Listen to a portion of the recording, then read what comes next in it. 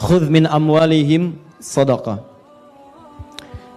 Ambillah dari sebagian harta mereka sedekah untuk satu perbuatan baik. Jadi ingat baik-baik, sedekah itu dalam bahasa Al-Quran itu menunjuk semua perbuatan baik, semua yang baik. Di fikih disebut kullu ma'rufin sedekah, semua yang baik-baik disebut dengan sedekah. Zakat disebut sedekah, infak sedekah, salat sedekah. Jadi semua yang baik-baik. Jelas ya? Jadi jangan dipersempit pemaknaannya sedekah itu hanya dengan uang dimasukin kotak, tidak. Semua yang baik-baik disebut apa? Ya, nanti saya turunkan. Nah, di sini Allah katakan, lihat sini. Kata Allah, ambil dari sebagian harta itu untuk sedekah, untuk mengerjakan nilai kebaikan. Sedekah juga ada yang mengartikan ini turunan dari kata sedekah. Pernah dengar kata-kata ini? Shadaqallahul azim. Itu kalimat pengakuan bahwa semua dari Allah itu benar. Pengakuan iman. Nah, maka kenapa disebut dengan sedekah? Karena amalan ini bentuk pengakuan kita terhadap kebenaran Allah. Di Allah menurunkan satu kalimat, hei, kata Allah, zakat. Kemudian kita kerjakan. Kenapa zakatnya kemudian saat dikerjakan disebut dengan sedekah? Seakan-akan kita mengakui bahwa apa yang Allah perintahkan itu benar. Dan apa yang Allah janjikan pasti benar. Paham sampai sini? Contoh, saya ulang. Karena saya lihat ada sebagian wajahnya yang wajah minta tolong. Ustaz, tolong jelaskan lagi.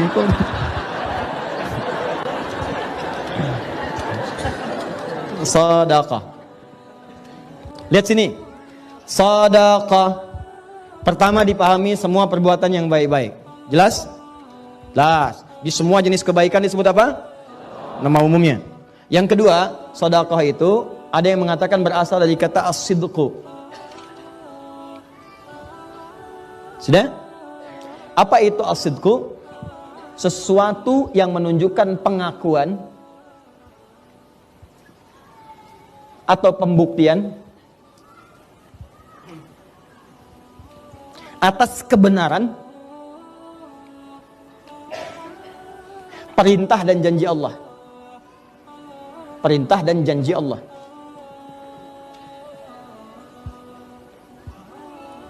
Sudah?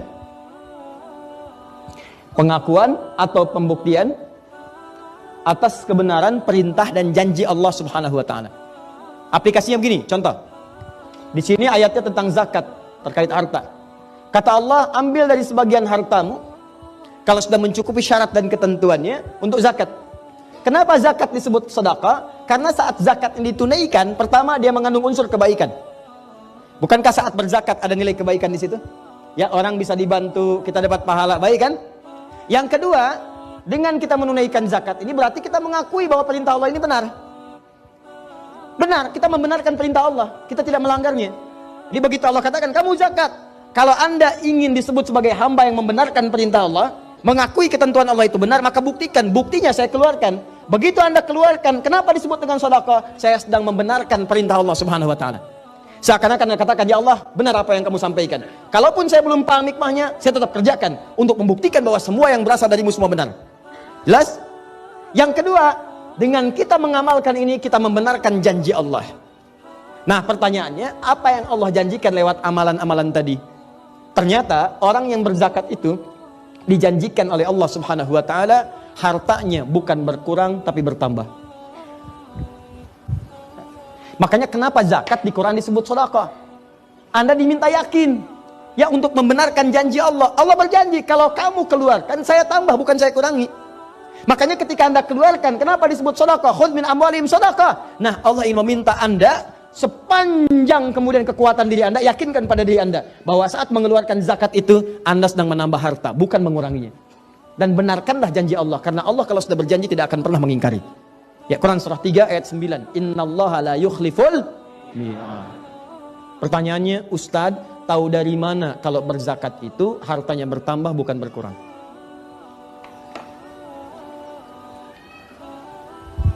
Tulis pakai bahasa Arabnya, az-zakat.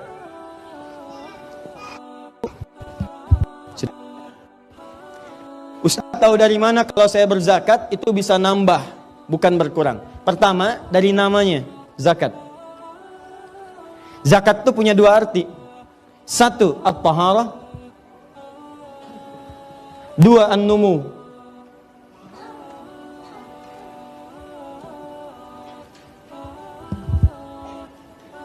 Sudah? At-taharah artinya sesuatu yang suci dari dalam dan bersih di luar. Jadi ada yang bersih luarnya saja, cuma dalamnya kotor, nggak suci. Misal, maaf sekali. Kita berikan contoh hewan. Hewan yang haram itu apa contohnya? Kalau hewan yang antum sebutkan tadi, misal dia dibersihkan tuh, ya, dibersihkan, dicuci, dimandiin, disisirin, tuh kan? Misal, ya, maaf, bersih nggak? Bersih, suci nggak? Tidak. Maka bahasa Arabnya al-khinziru nadhifun walakinnahu ghairu tahir. Ya, khinzir, babi itu nadhifun, bersih luarnya, cuma tetap haram, nggak suci. Sama dengan manusia misalnya, pakai dasi, pakai jas, bersih, rapi, cuman maaf hatinya kotor, pencuri. Ya, pakai dasi, pakai jas, datang ke masjid, orang takbir pertama dia mundur, tas orang diambil. Ya, jadi penampilan itu hanya untuk menyesuaikan dengan tas isi laptop yang diambil. Paham? Baik, sama datang ke kantor untuk korupsi, datang ke kantor untuk menipu, pakaiannya bagus. Nah, itu disebut dengan orang yang bersih tapi tidak suci. Bersih bahasa Arabnya nadhifun. Tapi kalau sudah suci dalamnya, bersih luarnya disebut dengan tahirun. Sifatnya disebut dengan taharah. Kata Allah, kenapa zakat disebut dengan zakat? Wa aqimus shalah wa atuz zakat. Zakat. Kenapa disebut zakat? Karena fungsi zakat yang pertama membersihkan kotoran di hati kita sehingga tidak terlampau loba dengan urusan harta. Gak diperbudak harta. Jadi kalau Anda tidak ingin diperbudak oleh harta, capek mikirin harta benda, ngitung lagi, padahal yang ada pun belum dipakai. Kata Nabi, orang yang bisa makan di hari itu udah orang kaya. Kalau punya jatah buat besok udah kaya banget. Nih Anda ini harta itu cukup untuk 2 tahun ke depan, masih dihitung juga. Padahal hidup aja belum nyampe setahun. Kebayang nggak? Nah, jadi ada orang yang diperbudak dengan harta, ngitung. Dan yang paling bahaya adalah ketika dia sudah pelit dengan dirinya sendiri. Hartanya banyak, tapi nggak kepakai dengan diri sendiri. Sakitnya sudah parah, sudahlah obat generik aja. Wah, berobat nggak mau, itu nggak mau, tersiksa dirinya. Yang ngeliatin datang ke kebun cabai, cuman metik, hartanya ribuan triliun. Ya, meninggal di kebun. Paham? Dan banyak orang yang tidak menikmati itu. Ada orang diperbudak harta tapi tidak ada keberkahan di dalamnya. Silahkan, tiba-tiba setelah banyakin 1.900 triliun, tiba-tiba keluarganya pecah, dengan istri berpisah dan sebagainya. 25 tahun sudah menikah, ya kan? Dan seterusnya, dan tidak sedap, hidupnya nggak tenang, dibincangkan orang, masuk di media, masuk ini, masuk itu. Apa harapannya? Tidak ada. Nih, orang-orang yang berzakat itu oleh Allah dijaga dari sikap yang berlebihan terhadap harta. Diseakan-akan harta itu hanya dibuat oleh Allah mencukupi semua kebutuhannya. Jadi pas. Dan orangnya juga tenang. Bukan kurang. Dia dibuat pas. Pas dia pengen ada. Pas butuh ini ada. Pas mau berangkat kendaraan ada. Pas mau makan makanan ada. Cuma tenang. Pas mau dibagi pun tenang. Keluar. Jadi dia merasa harta ini bukan sesuatu yang penting dalam hidup. Dalam arti harus tergantung kepada harta. Tidak. Tapi dibuat harta mengikuti irama hidupnya. Jelas? Nah, yang paling dahsyat adalah, lihat baik-baik investasinya. Kata Allah, zakat ini saat dikeluarkan, bukan sekedar membuat kita loba, menghindari sifat loba terhadap harta, dan menepis racun ketergantungan kepada harta. Tapi yang kedua, ini yang paling dahsyat. Ternyata itu mengembangkan harta dengan bahasa yang indah. An-numu. Numu itu jumlahnya banyak, tapi manfaatnya seimbang. Kan ada yang jumlahnya banyak, tapi manfaatnya nggak ada. Nambah, tapi nggak kepake. Ini tidak. Begitu nambah, kepake, nambah ada manfaat. Kalau bukan untuk dia, untuk anaknya. Kalau bukan untuk anaknya, untuk cucunya. Kalau bukan untuk cucunya, saudaranya. Kalau bukan untuk saudaranya, tetangganya. Jadi ketika Allah tambahkan, selalu ada manfaat di dalamnya. Pernah dengar kisah Utsman bin Affan radhiyallahu taala anhu? Coba antum cek. Beliau itu hampir setiap hari asetnya nambah.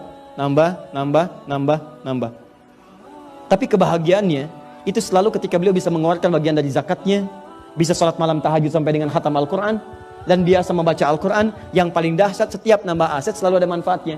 Asetnya nambah, orang Yahudi menguasai sumur. Kata Utsman, saya beli aja. Begitu dibeli, bukan cuma jadi aset, tapi jadi manfaat. Semua yang haus tinggal ngambil, gak usah bayar lagi. Kebunnya diambil lagi oleh Utsman, saya beli lagi kebunnya. Semua yang pengen kurma, ngambil aja sekarang, ngambil, gak usah bayar. Yang lapar ambil, yang haus tinggal minum. miliknya tetap milik Utsman. Dan ini kan terus bergerak kan nilainya.